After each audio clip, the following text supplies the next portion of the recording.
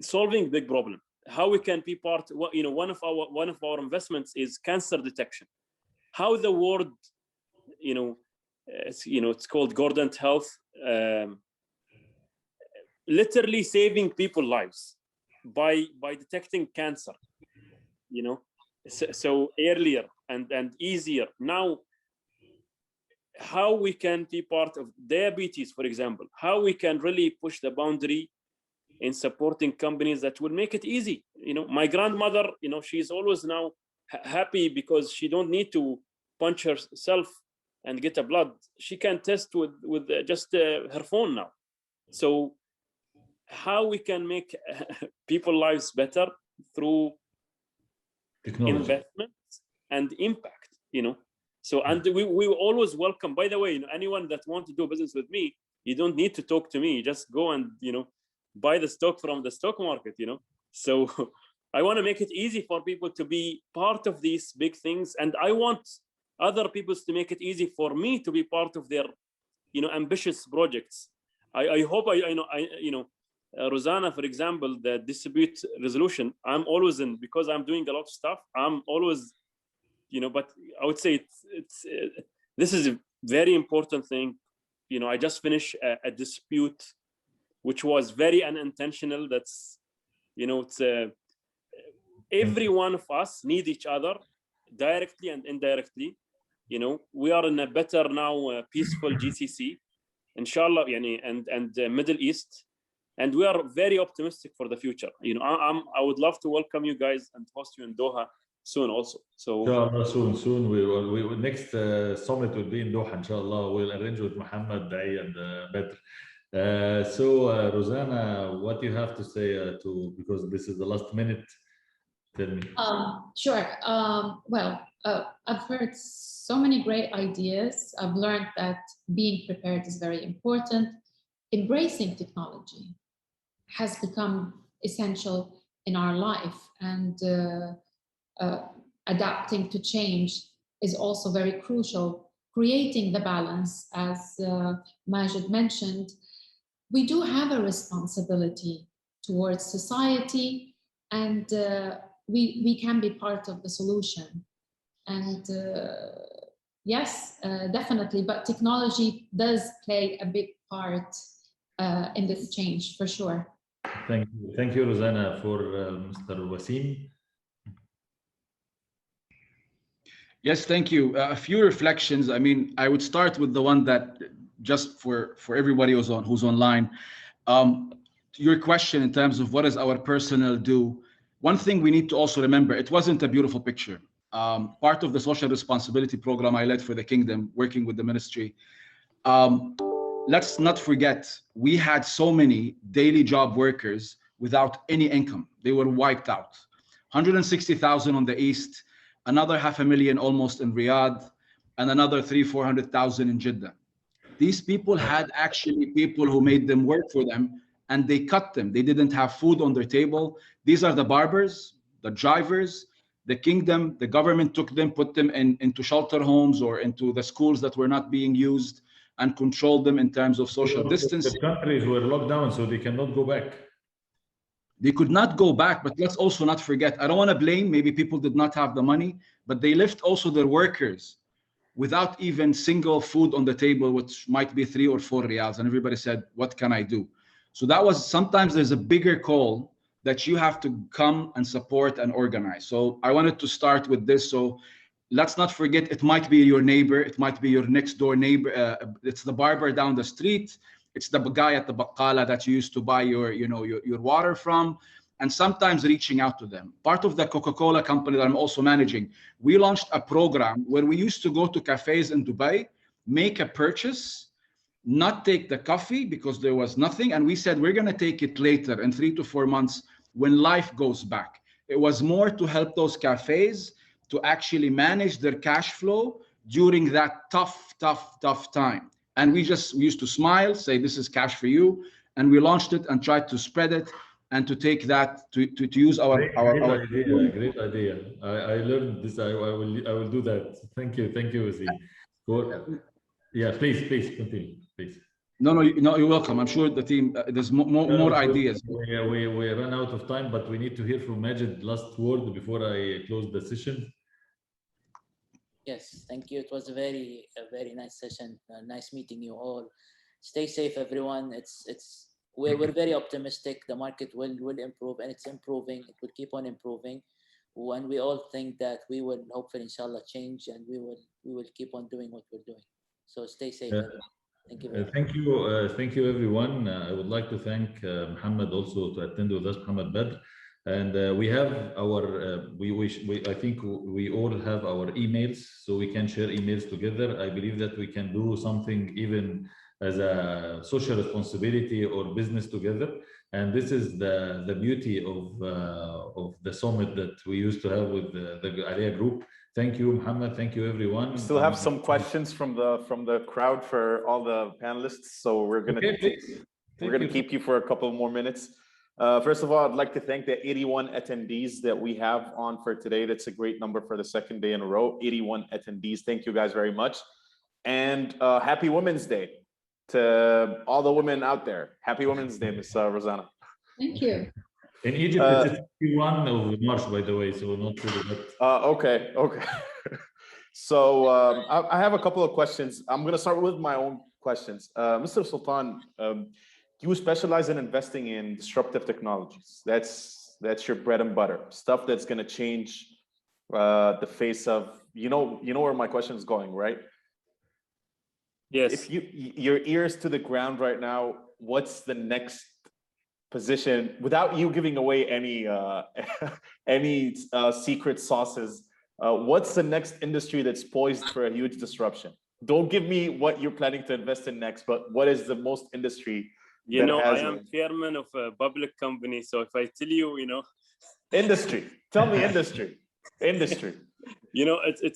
tell you something. The whole industry is going on fire. Which industry? It's not like, you don't need to be very smart. You my point? Okay. Everything, we are in very fast moving, process. Like I just want to, like, if I tell you flying drones, I want to see, or autonomous drones where we can move from, point A to point B, moving people or moving things. This have a huge potential, and it should happen faster. This is, I would say, anything that will save people's lives or improve people's lives. You've seen Peloton, for example. Peloton, we cannot even get access to it here.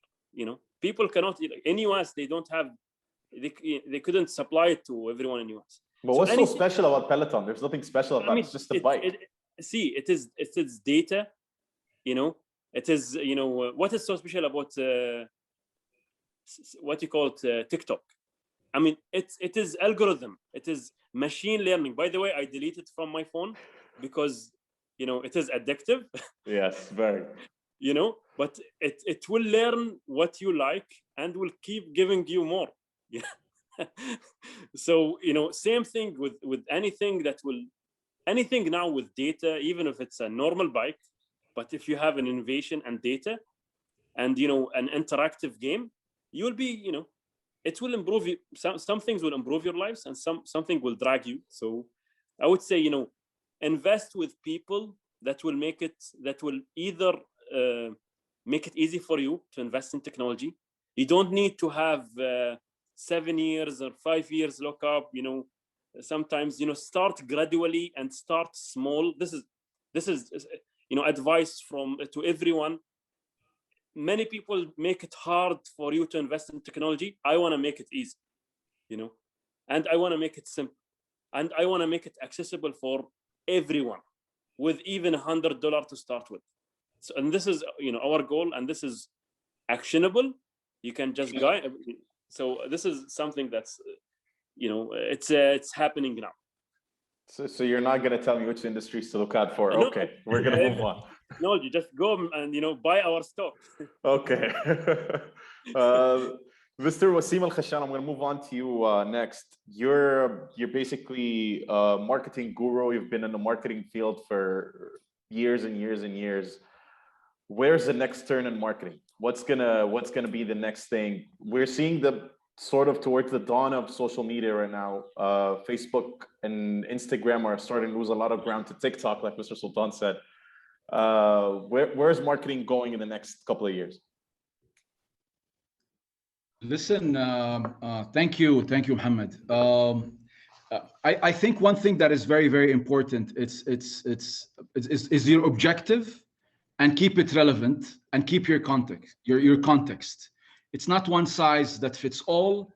When people tell you TV is done, sorry, TV is not done in the region of GCC. You know, so maybe this is yet to be achieved and it's right for the US or Europe, but this is not the case here. That's number one. Number two, the investment behind similar applications to Netflix. We've looked what NBC did with Shahid, are expected to grow more and more, and they're making it more attainable, more achievable to balance. Let's not forget, social media right now is fighting with TV. When everybody tells you TV is going to disappear, I'm really sorry. Where does the content comes to social media? I mean, you watch Netflix, but who's spending on the best shows? So you don't want to cancel the operation and the funds that are going into that perspective. I think Sultan touched base on a very, very sensitive subject, which is TikTok.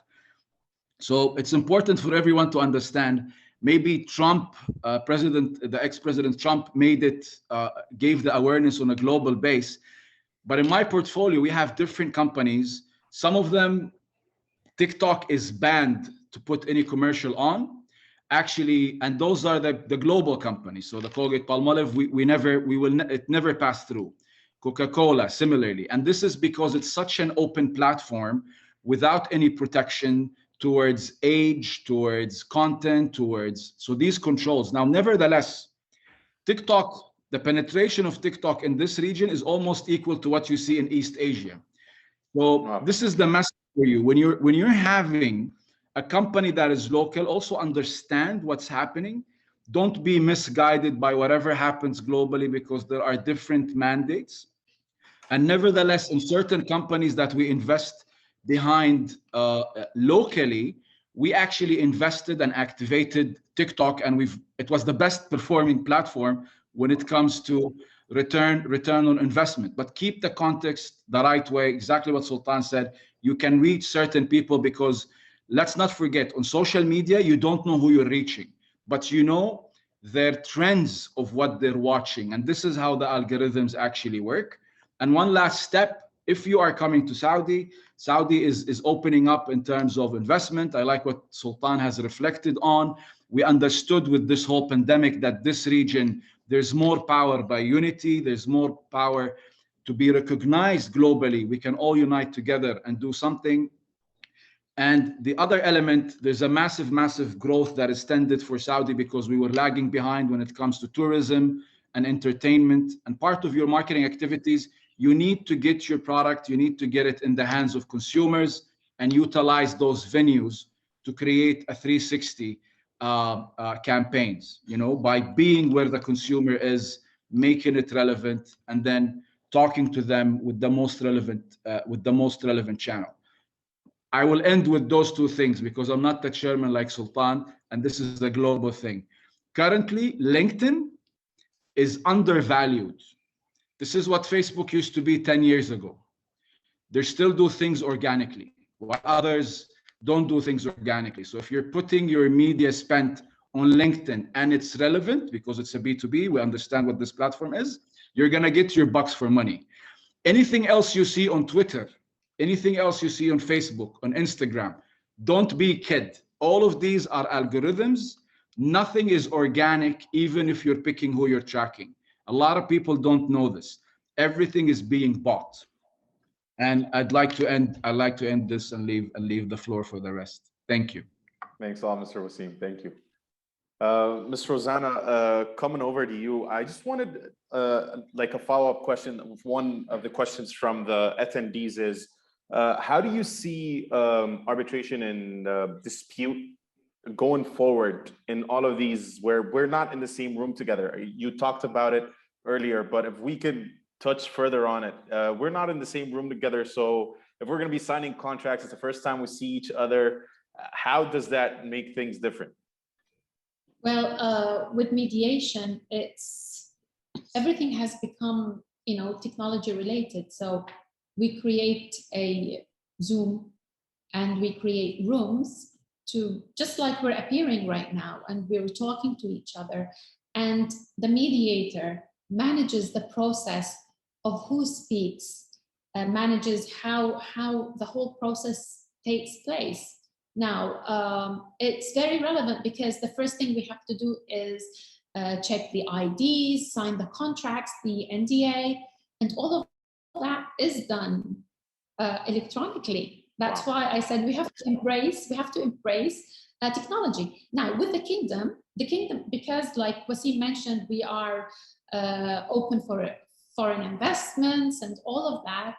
We have made it easier for investors in terms of, if there's a dispute within the kingdom, we're offering you alternative dispute resolution. We're offering you mediation. We're offering you arbitration. And the kingdom has actually, September 2020, signed the Singapore Convention for mediation. So we're actually encouraging foreign investors to come and stay out of court and resolve their disputes, through mediation or arbitration. And that's why we were the 4th country to ratify the Singapore Convention. So everything is taking part online. Even with the Ministry of Justice, they have the Taradi platform, which they do mediation on. It's online. So everyone now understands technology and understands its importance. And dispute resolution is one of them. We resolve our disputes now online. And it's the mediator who manages the process in terms of bringing in the parties together, separating them in a caucus, checking their IDs, signing the confidentiality agreement until we reach the settlement agreement. It's also signed electronically. Wow. And then we have the conciliation center, Markaz al-Musalaha, checks this agreement, takes it to court, court stamps on it, and it becomes an enforceable bond. So the pandemic has actually, when it comes to dispute resolution, has helped a lot.